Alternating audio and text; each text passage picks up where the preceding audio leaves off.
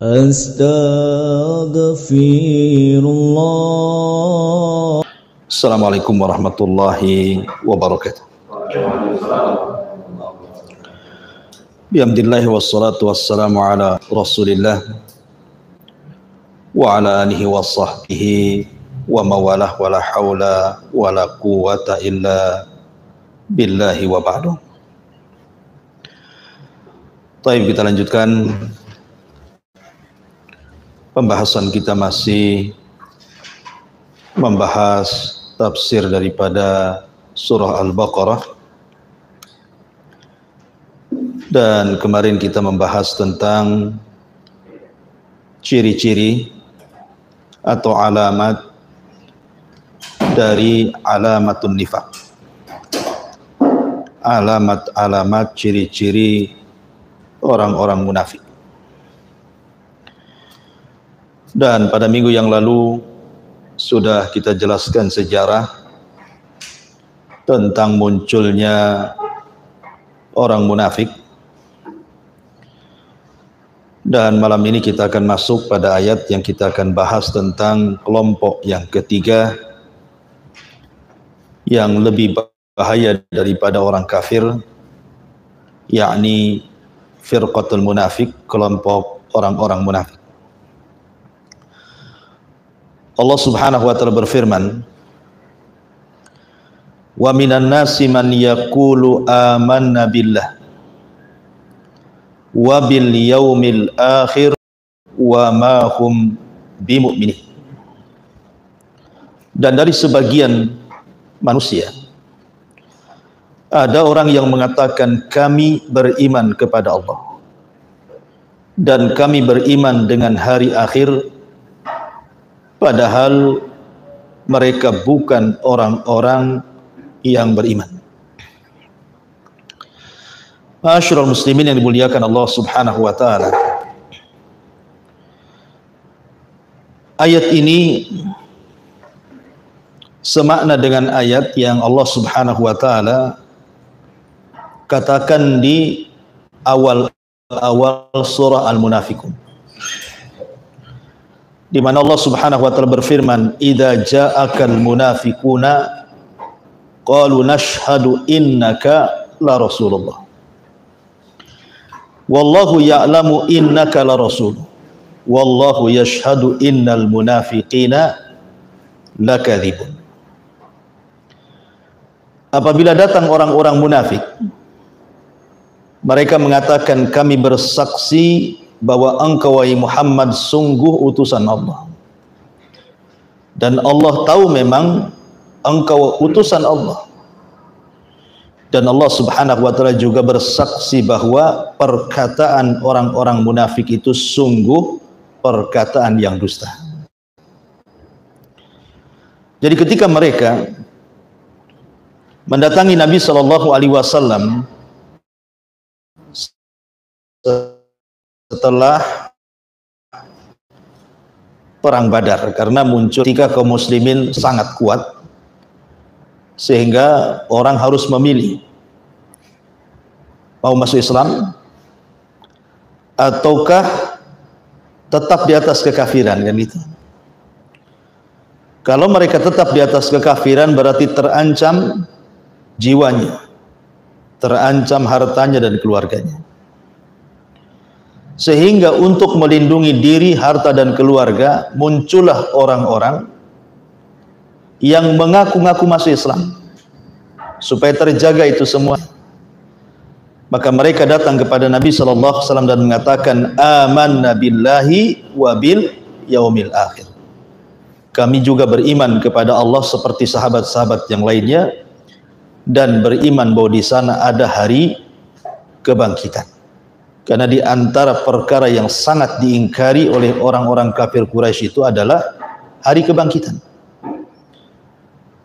Tetapi walaupun mereka mengatakan seperti itu di hadapan Nabi Shallallahu Alaihi Wasallam, tetap Allah mengatakan wa mahum bimu'minin, mereka tidak dianggap beriman.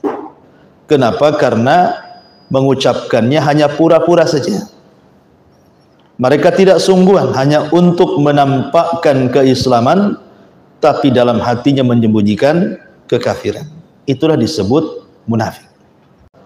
Walladzina amanu, mereka orang-orang munafik itu, mereka suka menipu Allah, bukan hanya Allah, dan juga orang-orang yang beriman.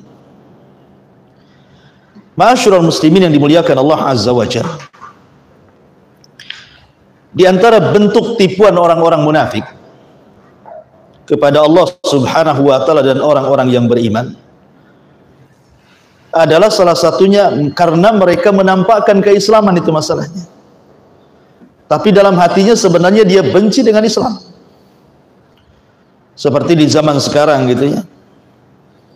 Orang-orang yang sok memperjuangkan Islam, mereka menisbatkan kepada Islam sedikit-sedikit Islam untuk membantah Islam yang lainnya.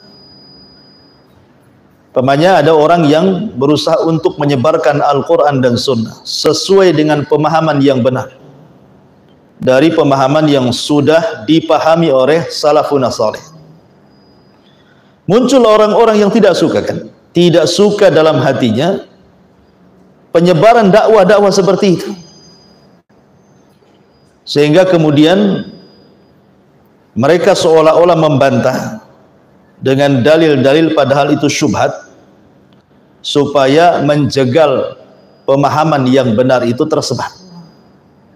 Kan begitu ya, akan ada orang-orang yang berusaha menjegal pemahaman yang hak di masyarakat, kemudian dia berusaha untuk mencari pembenaran dalilnya untuk menjegal manusia menerima dakwah yang hak tersebut.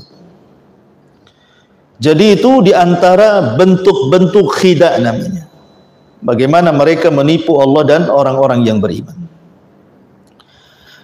Adapun masalah menipu dalam Islam itu sendiri, maka Allah Subhanahu wa taala dan juga Nabi sallallahu alaihi wasallam sangat membenci orang yang suka berdusta dan menipu itu. Bahkan Nabi sallallahu alaihi wasallam dengan tegas mengatakan, iyyakum wal kadzib. Hati-hati engkau jangan suka berdusta ataupun menipu. Fa innal kadziba yahdi ilal fujur. Karena berdusta, menipu itu mengantarkan manusia kepada kejahatan. Wal fujur yahdi ilan nar. Dan fujur, kejahatan itu ngarahnya ke neraka. Ya. Artinya bahwa ada beberapa yang di masyarakat itu, di antara hal-hal yang sifatnya menipu, mereka sedang menipu Allah dan orang-orang yang beriman. Pertama, seperti tadi yang saya contohkan, tipuan orang-orang munafik, menampakkan Islam dan menyembunyikan kekafiran, dan ini tipu daya yang paling bahaya. Karena masalahnya mengelabui orang-orang mukmin. Seperti di zaman Nabi Shallallahu Alaihi Wasallam, kan orang-orang munafik itu mengelabui orang-orang yang beriman. Nampaknya mereka bersama para sahabat, rupanya mereka menggembosi Islam. Berapa banyak peperangan itu digembosi orang munafik sehingga mengurangi pasukan. Dan bagaimanapun akhirnya melemahkan, kan gitu. Kemudian juga yang umum seperti tipu daya dalam jual beli umpamanya. Kan sering seseorang itu menipu dalam jual beli. Makanya Nabi Shallallahu Alaihi Wasallam suatu ketika ke pasar, ada orang yang jual gandum. Orang dulu itu kan kalau jual gandum, jual beras itu bukan kayak sekarang. Sudah ada karungan, plastikan berapa kilo kan. Kalau dulu orang jual beras itu kan berasnya nampak gitu ya. Kadang-kadang bisa dipegang. Kemudian nanti kalau kita beli berapa gantang, pakai gantang kalau orang dulu kan. Dari zaman Nabi Shallallahu Alaihi Wasallam juga seperti itu. Ya, Nabi itu ke pasar, tiba-tiba ada orang jual gandum. Kemudian iseng-iseng Rasul itu memasukkan tangannya ke dalam gandum. Rupanya basah di dalam. Kemudian Nabi SAW bertanya kepada pedagang ini, kenapa yang bawah basah, yang atas pula kering? Maka kata pedagang, asabathu al-matar. tadi baru turun hujan wahai Rasul. Rasul yang tidak bego lah. Kalau turun hujan yang basah atasnya, kan itu ya. Yang kering bawahnya. Kenapa pula terbalik? Ya. Makanya Nabi SAW kemudian mengatakan, tidakkah kau jadikan yang basah itu di atas dan yang kering itu di bawah? Kata Nabi SAW, man ghassana falaysa minna. Orang yang suka menipu itu bukan umatku. Ya. Ma'asyiral muslimin yang dimuliakan Allah Subhanahu wa taala, ini salah satu contoh orang yang suka menipu dalam bab jual beli. Dan tipu menipu itu motifnya sama sejak dulu. Mencampur sesuatu yang baik dengan yang tidak baik. Dan itu pernah terjadi di zaman Umar bin Khattab radhiyallahu anhu. Jadi suatu ketika Umar itu keluar tengah malam. Ingat kota Madinah itu salah satunya adalah kota tempat mengadu nasib. Orang-orang di daerah-daerah mereka datang ke Madinah. Samalah kalau di Indonesia ini ke Jakarta. Ya, orang datang ke Jakarta mengadu nasib di sana. Umar ini mendirikan beberapa tenda. Jadi siapa yang datang dari daerah-daerah itu mereka mendapatkan jatah tenda. Jadi betul-betul Umar memperhatikan rakyatnya, difasilitasi gitu orang-orang yang datang ke kota Madinah untuk mencari pekerjaan itu. Jadi di sebuah ladang besar dibuat tenda banyak, kemudian difasilitasi orang-orang itu tidur di situ untuk mencari nasib di kota Madinah. Lah Umar bin Khattab radhiyallahu an terkadang tengah malam itu nengok-nengok, mungkin bahasa kitanya belusukan tapi malam-malam dan tidak bawa wartawan. Kemudian Umar radhiyallahu an melihat ada sebuah tenda yang harusnya lampu itu digelapkan, karena lampu itu minyaknya dari negara, tidak boleh lewat jamnya. Kalau udah jam sekian harus mati. Rupanya ada satu tenda yang belum dimatikan lampunya. Dari sini menunjukkan bahwa Umar radhiyallahu an sangat memperhatikan barang-barang milik negara. Pamannya antum kerja difasilitasi dikasih mobil, kan gitu ya. Berarti mobil yang diberi negara ya untuk kerja negara. Tapi kan ada yang curang, kalau untuk ke mall diganti platnya jadi plat hitam. Merah jadi hitam platnya, supaya tidak tampak milik negara. Akhirnya Umar mendekati tenda itu. Kemudian mendengar ada percakapan seorang ibu dengan putrinya. Kemudian sang ibu mengatakan, "Nak, biar banyak untungnya. Bagaimana kalau seandainya air susu yang kita akan jual besok itu kita campur saja dengan air tawar supaya lebih banyak untungnya." Jadi dicampurkan susu asli dengan air putih, kan jadi banyak ya. Dan air putih tidak harus kemudian susah-susah mencari air susu, ya harus memerah dulu. Anak putrinya ini berusaha menasihati ibundanya dan mengatakan jangan, karena Amirul Mukminin, maksudnya Umar bin Khattab, sudah membuat aturan dalam bab jual beli tidak boleh tipu-tipu. Begitulah pemerintah harusnya membuat kebijakan yang bertentangan dengan agama, kan itu ya. Umar membuat aturan tidak boleh di pasar itu ada orang yang jual beli tipu-tipu. Kata ibundanya, "Nak, bukankah Amirul Mukminin tidak tahu?" Padahal Umar sedang mendengarkan tuh di balik tenda tuh. Lihat bagaimana anak yang solehah ini, wanita yang solehah ini mengatakan, "Bu, ya memang Amirul Mukminin tidak tahu. Tetapi Amirul Mukminin itu punya Tuhan. Dan Tuhan Amirul Mukminin Tuhan kita juga. Sebagaimana Tuhannya Amirul Mukminin melihat Amirul Mukminin, maka dia pun melihat kita. Jadi apa yang kita lakukan akan dilihat Tuhan kita, Allah Subhanahu wa ta'ala." Dari sini menunjukkan bahwa yang bisa mengobati tipu-tipu adalah muraqabah, merasa diawasi Allah. Coba kalau orang merasa diawasi Allah, nggak mungkin nipu tuh. Biasanya orang yang tipu-tipu itu karena tidak merasa diawasi, makanya dia nipu.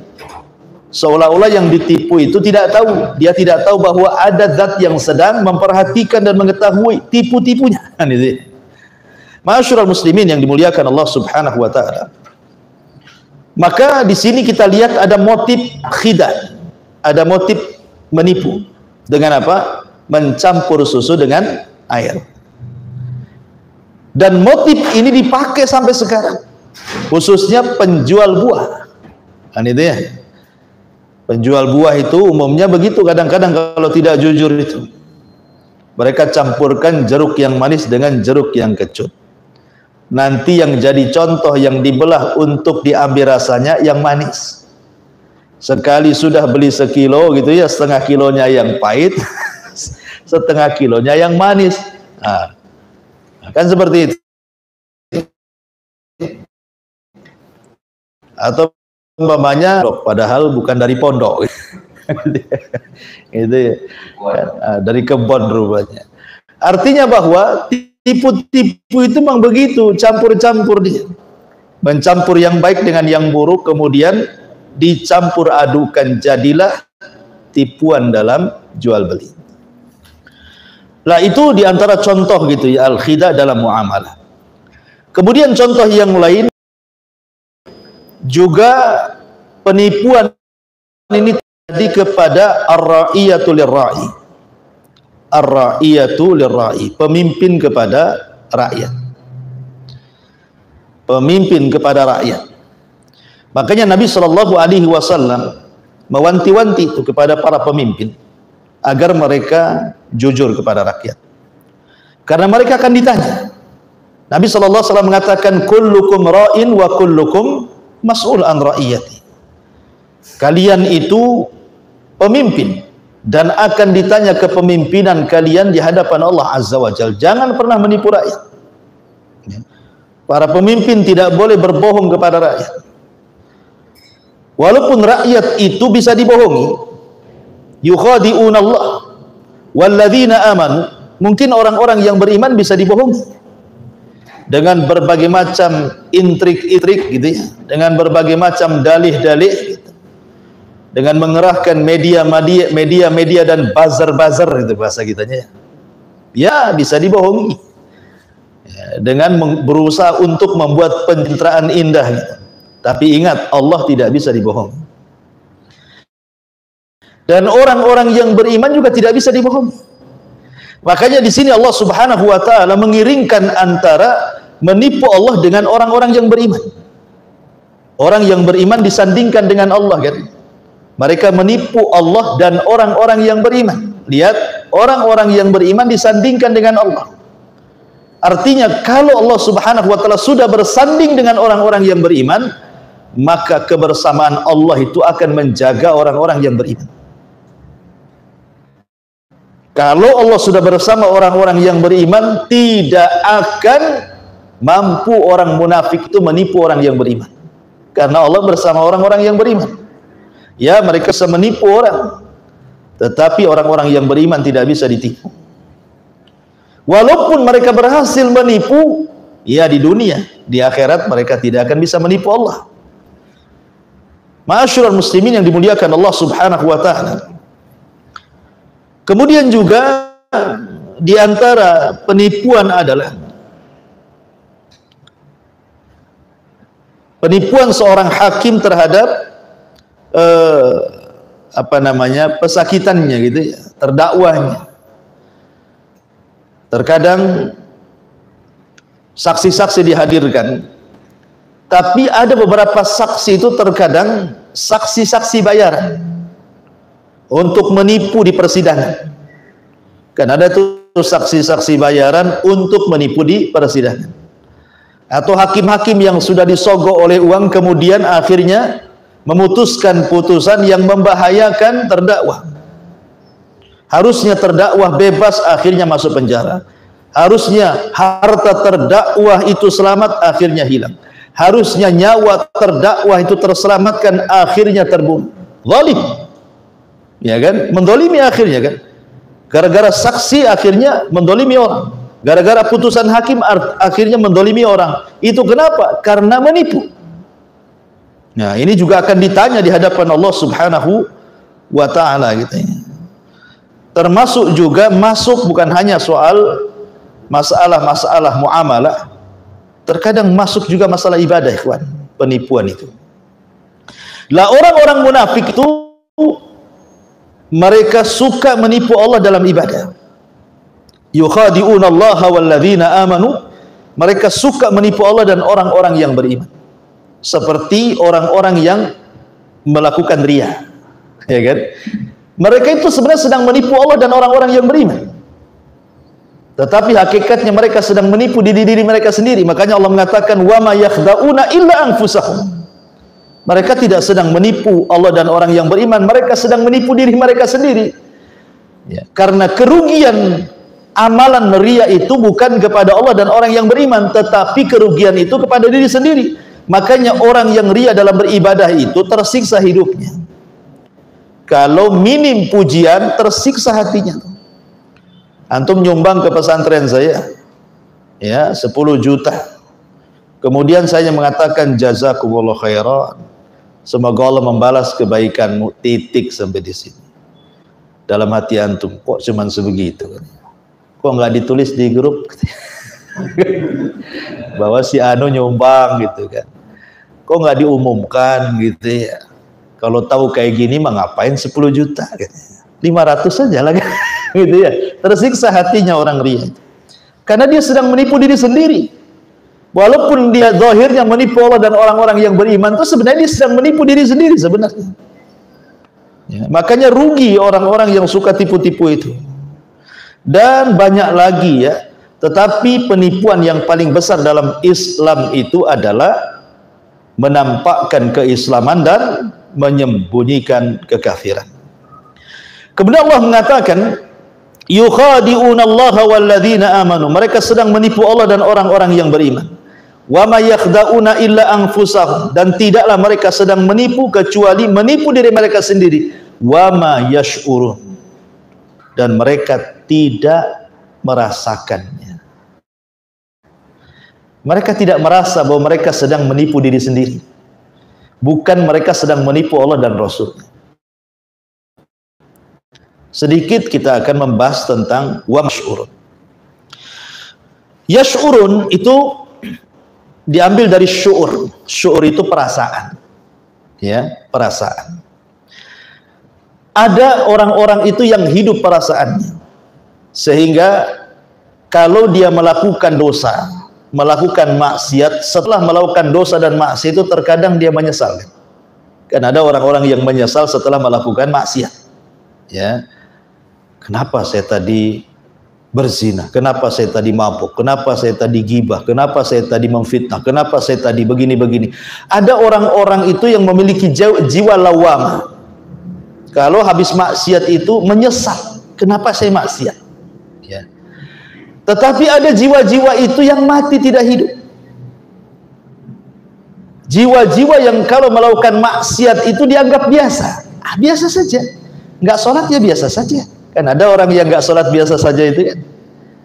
Sholatlah. Nanti aja. Biasa aja kan gitu ya. Dia nggak takut dengan ancaman Allah, masalakakum fi saqar. Kenapa kalian bisa masuk ke neraka saqar, kata Allah. Maka para penghuni neraka saqar mengatakan lam nakum minal musallin, karena kami tidak sholat.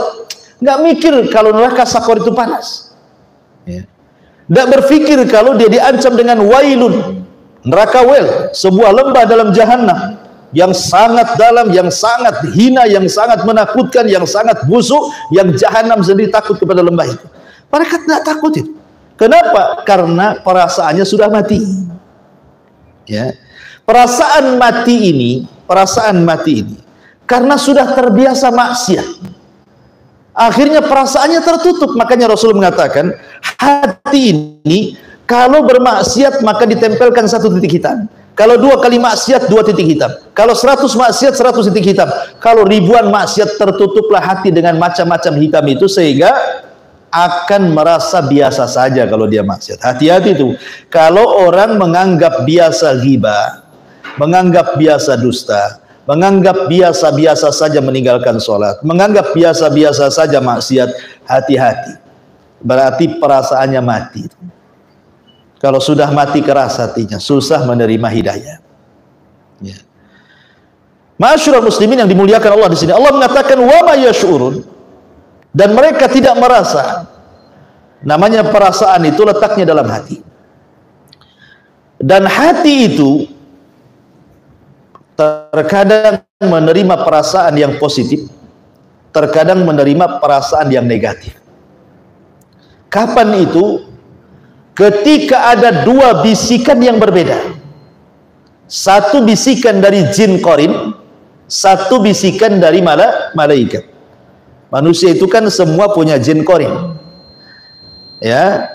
Lah jin qarin ini yang memberikan was-was, fa'alhamaha fujuraha wa taqwaha. Suka memberikan ilham, was-was untuk supaya kita ini melakukan fujur, kejahatan. Kalau seandainya kemudian datang suara adzan, Allahu Akbar, datang kemudian setan qarin. Terus saja, waktu masih panjang. Itu banyak orang yang beli, jangan ditinggal. Nanti kalau ditinggal sholat, habis tuh penjual tuh, rugi kau sekian ribu, sekian dolar kan itu. Akhirnya dilayan saja kan, nggak terasa sudah 2:30. Wah, sibuk dia. Sibuk di 2:30 karena habis asar jam 3:15. Udah 2:30, loh kenapa ini? Qarin datang lagi. Gak apa-apa, masih ada waktu, 1/2 jam lagi. Gitu kan? Oh iya, nantilah jam 3. Mulai itu kan. Kalau sudah jam 3 udah sibuk dia ngambil wudhu, akhirnya sholatnya seperti ayam lapar dikasih beras. Gimana tuh matuknya tuh? Ya, tahu-tahu selesai kirat khusus sempurna itu, salam ke kanan saja, assalamualaikum, salam ke kiri sambil berdiri ke tokonya lagi, karena gitu. Itu ya. Nah, itu namanya ilham yang buruk. Ya. Karena was-was itu bukan hanya dari setan saja, was-was itu. Maksudnya dari setan kalangan jin saja. Bahkan manusia pun bisa memberikan was-was. Taib. Contoh nih, was-was dari manusia. Umpamanya antum sudah niat, bulan ini kalau gajian ingin nyumbang ke Jabal Uhud lah. Nah, itu. Gajian antum 3 juta, 1 juta lah untuk Jabal Uhud. Ya. Kemudian ketika 2 hari lagi nih sudah mau gajian, ceritalah sama istrinya, Dek, kayaknya Jabal Uhud lagi bangun tuh, lagi bangun masjid tuh. Yang 1 juta kita sumbangkan aja lah. Datang istrinya, Bang, mulai dia jadi setan. bang banyak bangnya. Ya itulah kan setan itu mambang itu dalam bahasa Melayu, bang jadi dibisikin, itu loh tetangga katanya, masnya gede kali bang. Ini aja belum dibeli, itu belum dibeli, nanti saja kalau sudah kaya. Kalau sudah kaya, kapan kayanya kan? Ya itu bisikan-bisikan dari manusia. Makanya setan itu tidak suka dengan orang yang sedekah. Dia datang ke telinga dan mengatakan, ya'idukumul faqra, jangan sedekah nanti fakir, nanti susah. Nah, itu ya. Ini ada bisikan-bisikan ini yang fa'alhamaha fujuraha. Memang dia suka memerintahkan kepada fujur. Tapi ada bisikan-bisikan itu yang baik dari para malaikat. Jadi kalau seandainya melihat pengen ngaji, langsung ambil mushaf, langsung ngaji. Nah, itu bisikan. Dengar azan, kata malaikat, cepat-cepat ke masjid. Nggak peduli orang, langsung ke masjid. Ya. Ini seperti ini, hari ini ada kajian ini gitu. Walaupun istrinya mengatakan, nantilah, ini kan hari enak nih, kita cari kuliner. Enggak, ngaji. Kan? Itu malaikat lagi kuat. Ya, jadi ada bisikan-bisikan malaikat yang memang positif. Jadi perasaan itu kan ada dalam hati itu ada yang diwaswasi keburukan, sifatnya negatif gitu ya. Ada yang diwaswasi kebaikan yang sifatnya positif. Ya. Wa ma yash'urun. Tetapi orang-orang munafik itu, mereka tidak merasa karena hati mereka sudah mati. Hati mereka sudah mati. Ya, mereka tidak merasa kalau mereka sedang menipu diri mereka sendiri. Kemudian Allah mengatakan, fi qulubihim maradun fazadahumullahu marad. Di hati-hati orang munafik itu maradun, penyakit. Orang munafik itu sakit. Marad itu artinya lawan daripada sehat. Sakit itu lawannya sehat.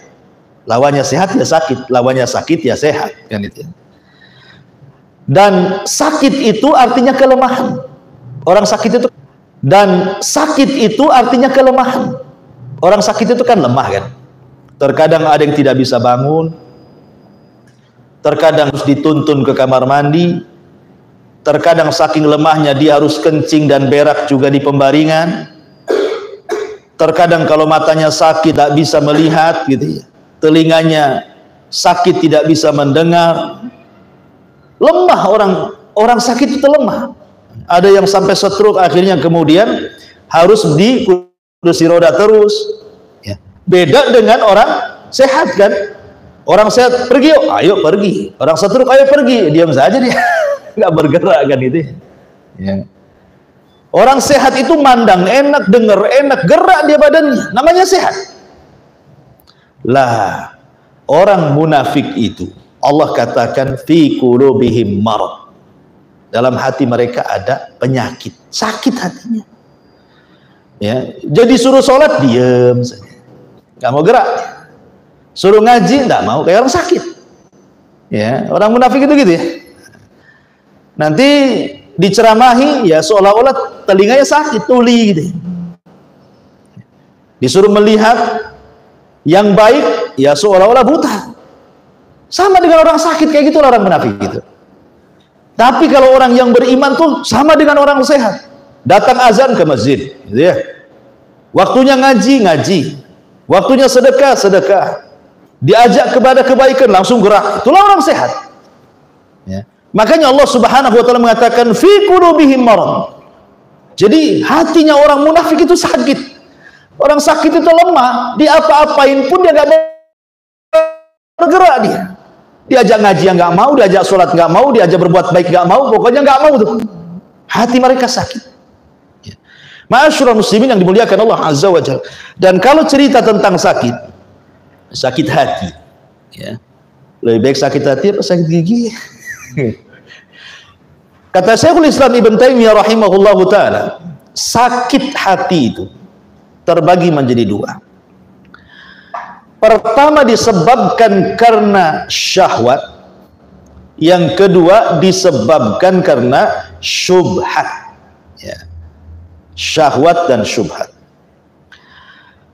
Adapun sakit hati atau penyakit yang akan membuat hati sakit itu dari syahwat, itu syahwat sumbernya dari hawa nafsu.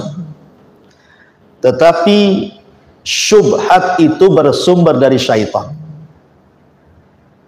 Saya contohkan ya biar antum paham. Ini penyakit syahwat dan penyakit syubhat itu. Ketika iblis laknatullah alaih diusir karena tidak mau sujud kepada Adam. Apa syubhatnya? Dia mengatakan saya lebih baik dibandingkan si Adam. Karena Adam seolah-olah apa? Iblis itu merasa lebih baik dibandingkan Adam karena tercipta dari api dan api ada kemiripan dengan cahaya, seolah-olah dia dimasukkan bangsa malaikat. Ya, makanya merasa lebih baik gitu ya. Adam ini diciptakan dari tanah ke cahaya ya jauh kan, itu kata iblis gitu. Padahal kita katakan kalau mau debat-debatan akal, tanah lebih baik dibandingkan api. Dari tanah tumbuh tumbuhan, tumbuh buah-buahan, tumbuh biji-bijian, bisa bangun rumah, bangun masjid, bangun tempat madrasah, macam-macam. Dari tanah itu bisa bangun macam-macam. Sekarang api, mau bangun apa dengan api? Ya, api itu cuma satu tugasnya, bakar-bakar. Paling kaitannya tong sampah, itu api membakar sampah gitu ya. Ya. Jadi nggak ada, api itu hanya bakar aja. Ya kalau logika-logikanya kan. Tetapi namanya syubhat. Syubhat itu artinya keraguan-raguan. Yang menghancurkan agama itu syubhat. Ya. Makanya kemudian syaitan berusaha untuk menggoda Adam. Enak kali Adam masuk surga, aku pula diusir dari surga. Datanglah iblis ke Adam. Wahai Adam, ya, demi Allah, aku ini orang yang pemberi nasihat. Kenapa Allah larang tidak boleh dekat-dekat pohon itu, kata iblis? Sebenarnya ada dua rahasia. Satu, antakuna malakaini. Dua, antakuna minal khalidin. Nanti kalau kau makan buah itu, kau akan kekal di khalidin. Nanti kalau kau makan buah itu, kau akan kekal di sorga. Makanya Allah melarang kau dekat-dekat. Ya. Yang kedua, engkau kalau makan buah itu kau jadi malaikat.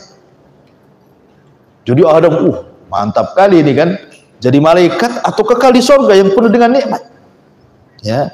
Akhirnya Adam pun tergoda dengan iblis, makanlah buah larangan atau disebut buah khuldi itu. Makan itu adalah syahwat, ya kan? Makan itu syahwat. Antum melihat makanan kepengen, itu namanya syahwat makan.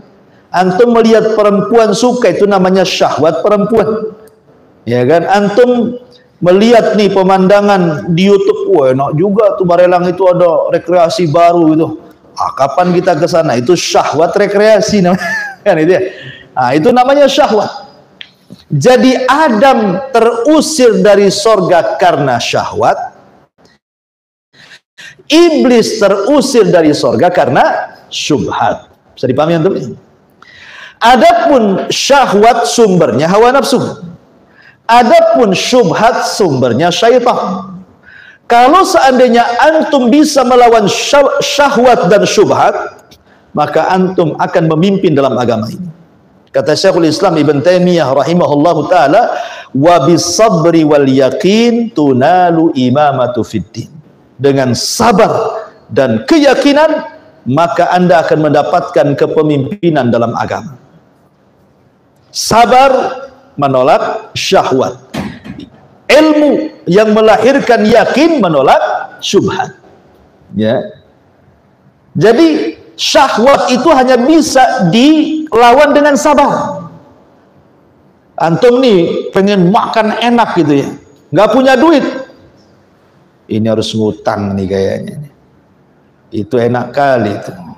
Kalau nggak makan kayak penasaran. Antum sabar, nanti aja lah, nanti sabar, ada waktunya. Gitu ya. Tak jadi antum ngutang. Ya.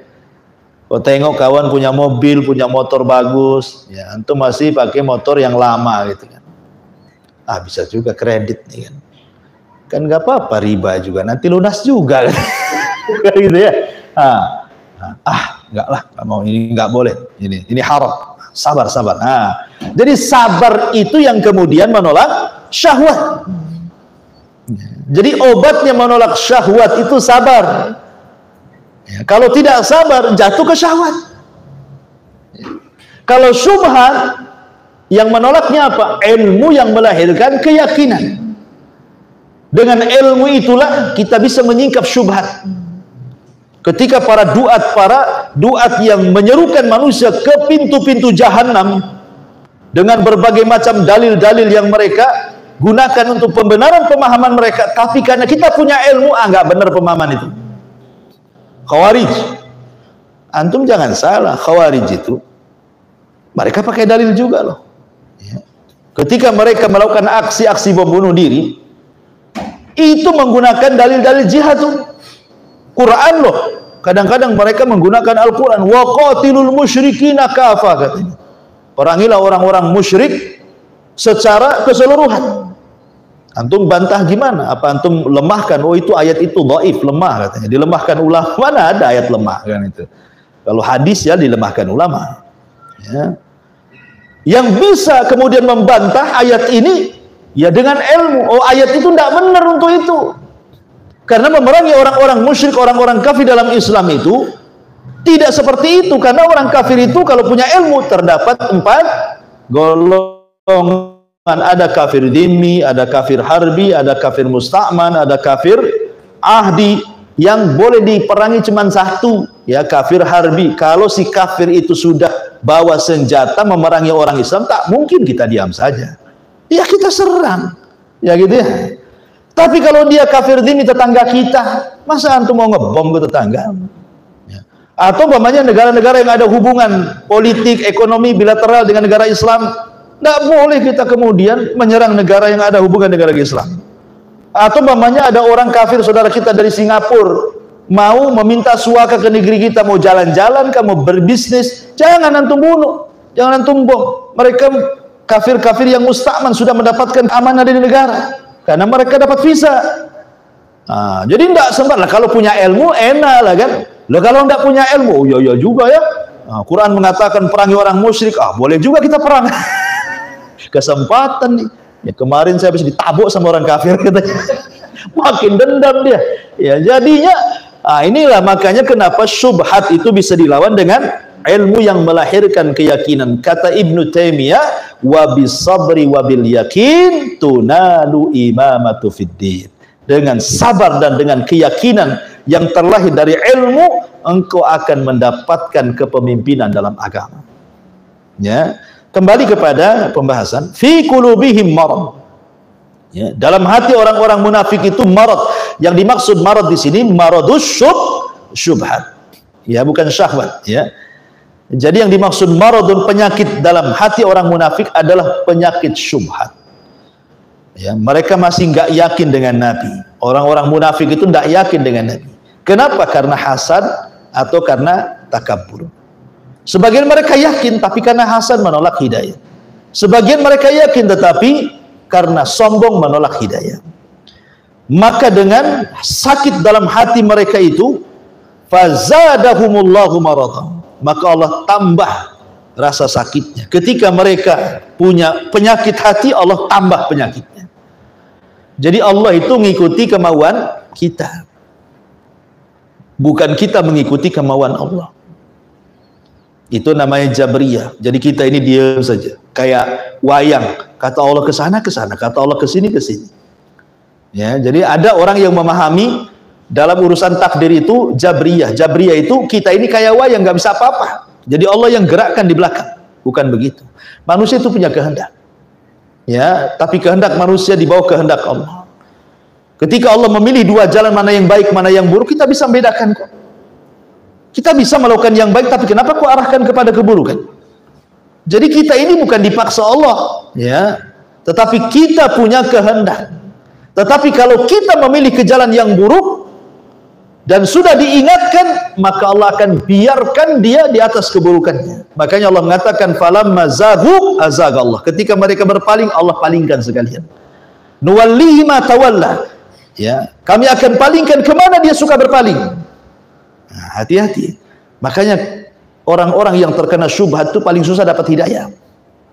Ya, orang-orang yang terkena syubhat atau penyebar syubhat itu susah mendapatkan hidayah, dan itu orang-orang munafik. Makanya Allah dengan tegas hukumannya, walahum adzabun alimun bima kanu yakdzibun. Dan bagi mereka orang-orang munafik akan mendapatkan azab yang pedih, dan orang munafik azabnya lebih parah dibandingkan kafir.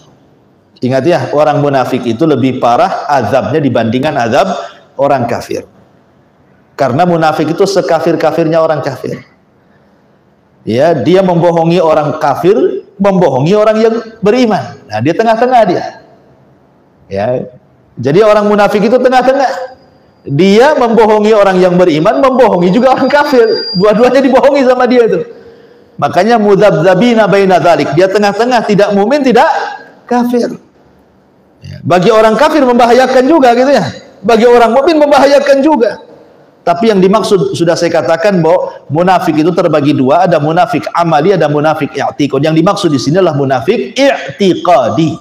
Munafik keyakinan yang menampakkan keislaman, keyakinannya menyembunyikan kekafiran. Itulah sekafir-kafirnya orang kafir. Tapi kalau munafik amal, bukan, hatinya tetap beriman. Cuman amalannya amalan munafik. Kalau ngomong dusta, ya kan? Kalau janji khianat, kalau dikasih amanah tidak amanah, gitu ya. Itu amal, tidak kafir orang seperti ini. Hanya terkena sifat-sifat munafik. Tapi kalau munafiknya sudah dalam hati, nampaklah dia muslim zahirnya, tapi hatinya benci dengan Islam, itu yang dimaksud munafik yang kita ceritakan. Walahum adzabun alim, bagi mereka azab yang pedih, bima kanu yakdzibun, karena mereka suka berdusta. Ma'asyiral muslimin yang dimuliakan Allah Azza wa Jalla, bicara tentang dusta. Tadi di muqaddimah saya sudah terangkan bahwa dusta itu tercela. Dusta itu tercela. Bahkan Nabi Ibrahim, sebab dusta itulah tidak bisa memberikan syafaat. Padahal dustanya Nabi Ibrahim itu dalam rangka tauriyah. Dalam rangka tauriyah untuk kemaslahatan dakwah, itu maksudnya. Itu saja menghalangi memberikan syafaat bagi manusia. Ketika manusia di padang mahsyar datang kepada Ibrahim, ya Ibrahim, ya, isfa' lana ila rabbik, ala tara ila ma nahnu fihi, katanya. Ya Ibrahim, mintalah syafaat kepada Tuhanmu. Tidak kau lihat, tidakkah kau iba kepada kami? Kami loh susah, kepanasan, matahari didekatkan, keringat bercucuran, lelah, letih macam-macam. Tapi Ibrahim mengatakan, tidak bisa, nafsi-nafsi urus diri kalian sendiri. Kalau kalian mau, datangi Nabi Musa. Kenapa? Ibrahim mengatakan, karena aku pernah berdusta thalatha kadzibat, 3 kali dusta. Apa maksud 3 kali dusta? Pertama, ketika Ibrahim hendak menghancurkan patung. Kan ada acara, kalau bahasa kitanya Agustusan lah gitu ya. Acara negara rame-rame harus keluar ke lapangan. Bapaknya ngajak, Ibrahim, ayo itu di luar rame tuh. Ya, si Namrud lagi buat acara. Kata Ibrahim, kata bapaknya kepada bapaknya, sehat, ambil palu. Kemudian masuk ke tempat khususnya Namrud. Dihancurinlah patung-patung itu. Disisain patung yang besar, palunya digantungkan di lehernya. Ya. Kemudian setelah selesai acara, Namrud marah-marah.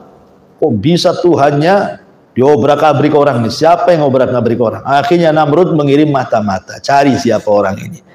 Nah, rupanya mata-matanya cerdas pula. Kemudian dapatlah Ibrahim dan mengatakan, oh ada yuqalu fatan yuqalu lahu Ibrahim. Itu loh Namrud, Raja Namrud yang menghancurkan itu anak muda, namanya Ibrahim. Oh kalau gitu panggillah Ibrahim, tangkap dia, datangkan kemari. Akhirnya kemudian didatangkan, kemudian dimasukkan, akhirnya kemudian didatangkan, kemudian dimasukkan ke TKP, tempat patungnya itu. Lah masih digantung tuh palunya di leher yang patung yang besar itu. Kan Namrud bertanya, atau para pejabatnya Namrud bertanya, a'anta fa'alta bi alihatina ya Ibrahim? Ibrahim, kau ya yang melakukan menghancur-hancurkan patung-patung kami? Ibrahim berdusta lagi kedua kalinya, tauriyah. Tauriyahnya apa? Dengan cara ini jari ini, ya, 1, 2, 3, 4, 5. Mengatakan yang menghancurkan ini, ya, menghancurkan ini loh, ya. Tapi ini ditunjukkan ke palu yang ada di leher patung itu, yang menghancurkan patung-patung itu loh, gitu. Maksudnya itu loh, itu maksudnya ke jempol, bukan ngarah ke patung. Tapi yang dipahami orang ngarah ke patung, kan? Ini kan tauriyah. Kenapa Ibrahim mengatakan begini, kawan? Ini padu. Kalau antum pegang kayak gini, tanpa jempol, kuat nggak megangnya? Nggak kan? Tapi kalau antum jempolnya diginiin, kuat nggak? Kuat. Berarti yang menentukan memegang palu kuat tidaknya adalah jempol, kan? Ibrahim ingin mengatakan jempol ini loh yang melakukannya. Paham nggak?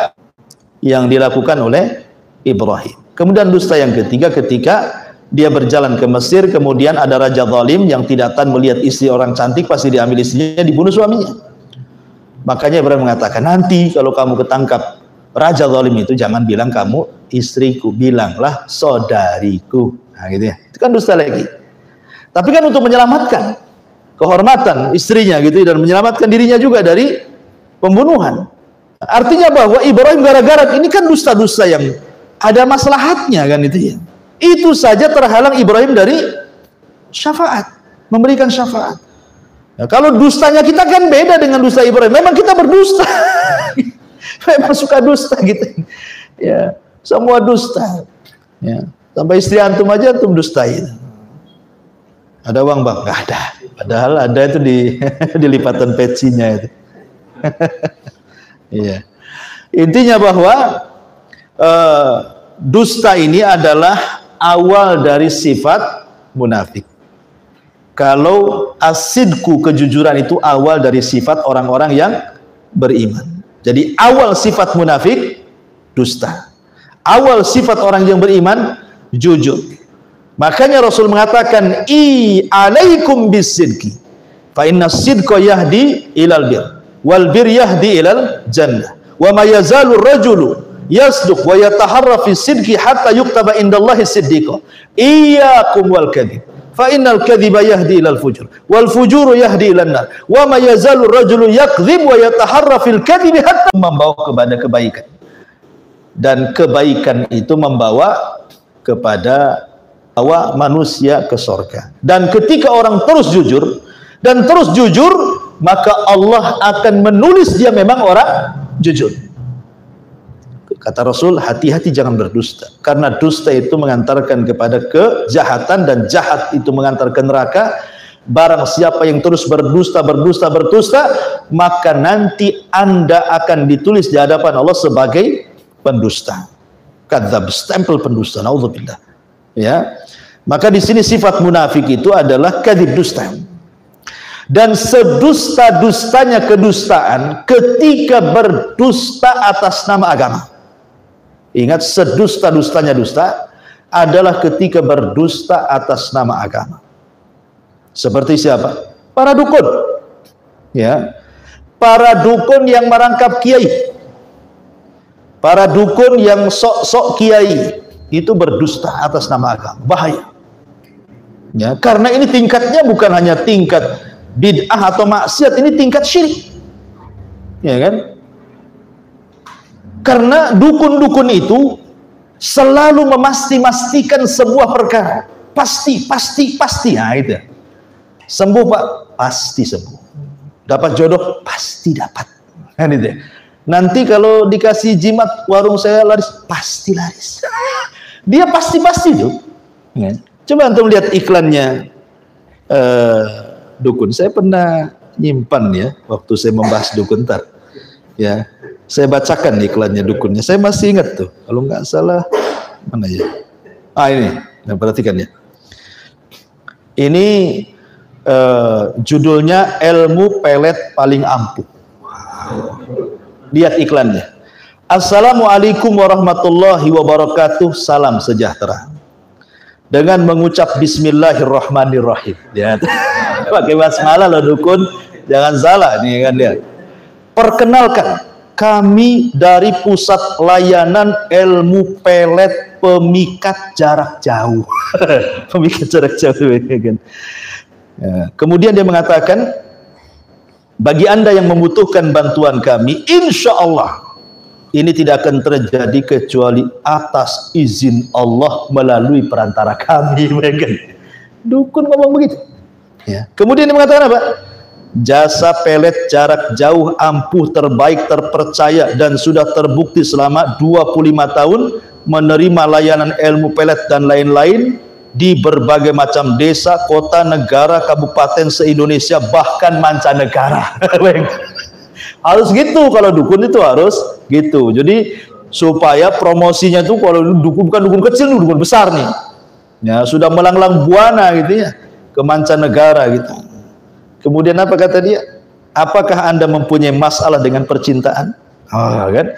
Apakah Anda juga termasuk salah satu dari mereka yang telah kesana kemari mencari pertolongan untuk mengembalikan cinta Anda namun tidak berhasil?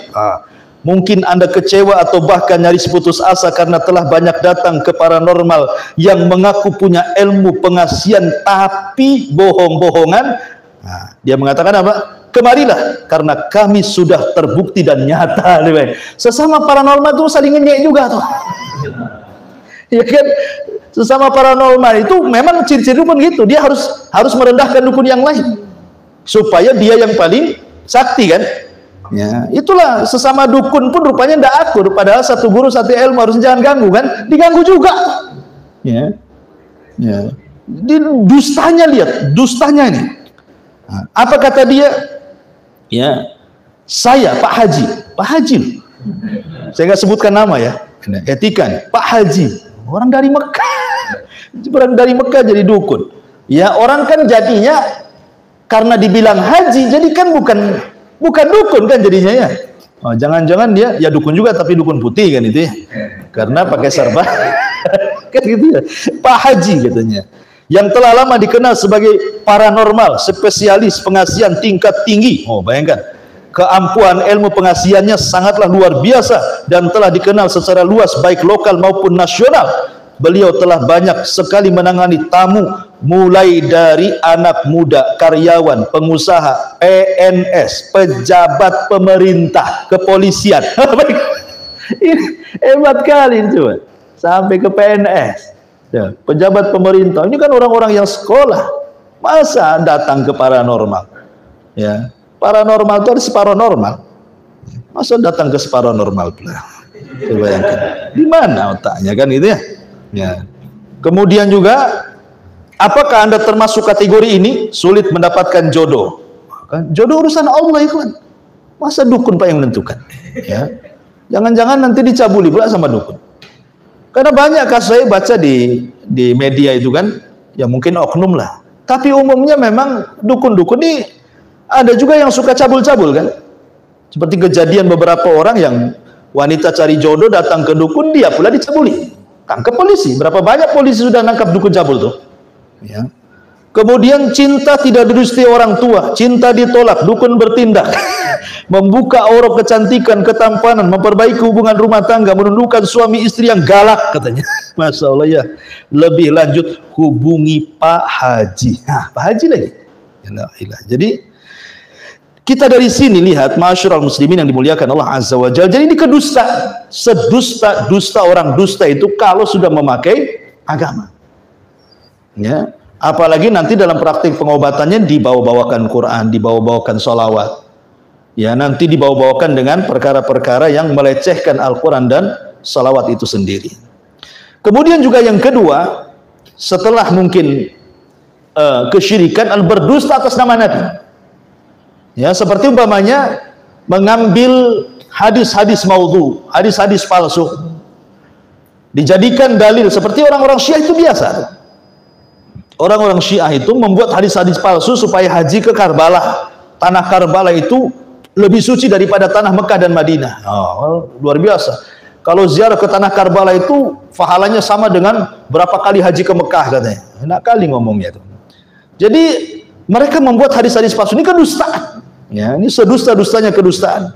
Ini mengambil, mencomot hadis-hadis Nabi SAW yang tidak pernah Rasul ucapkan tetapi dinasabkan kepada Nabi SAW, dan ini disabdakan Rasulullah. Ya, kata Nabi SAW, "Man kadzdzaba alayya muta'ammidan falyatabawwa maq'adahu minan nar." Ya, siapa yang berdusta atas namaku silakan ambil tempat duduk di neraka, kata Nabi. Hati-hati. Atau di antara kedustaan yang besar adalah berdusta soal mimpi. Dia tidak bermimpi, dia cerita mimpi. Ngapain antum berdusta soal mimpi? Ya, ana semalam bermimpi katanya. Kenapa? Jumpa dengan antum. Padahal tidak pernah bermimpi. Ya, dia berdusta, dia mimpi-mimpi, nggak pernah mimpi, kemudian bilang mimpi gitu. Itu dusta, itu tidak boleh. Ada hadis. Bahkan Rasul mengatakan sedusta-dustanya orang dusta adalah berdusta soal mimpi. Dia mengucapkan bermimpi begini-begini padahal tidak pernah bermimpi. Atau bermimpinya mungkin 1 jam ceritanya 2 jam ditambah-tambahi.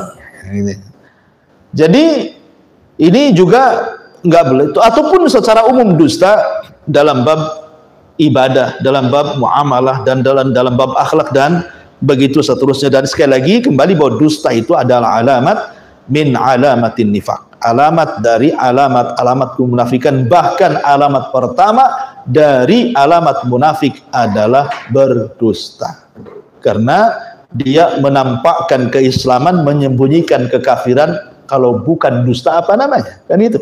Jadi awal sifat munafik adalah dusta. Wallahu a'lam bishawab. Mungkin ini saja yang bisa saya sampaikan, beberapa ayat. Insyaallah kita lanjutkan di lain kesempatan. Mudah-mudahan ada manfaatnya. Subhanakallah bihamdika asyhadu an la ilaha illa anta astaghfiruka wa atubu ilaik. Allahu ta'ala alam. Assalamualaikum warahmatullahi wabarakatuh.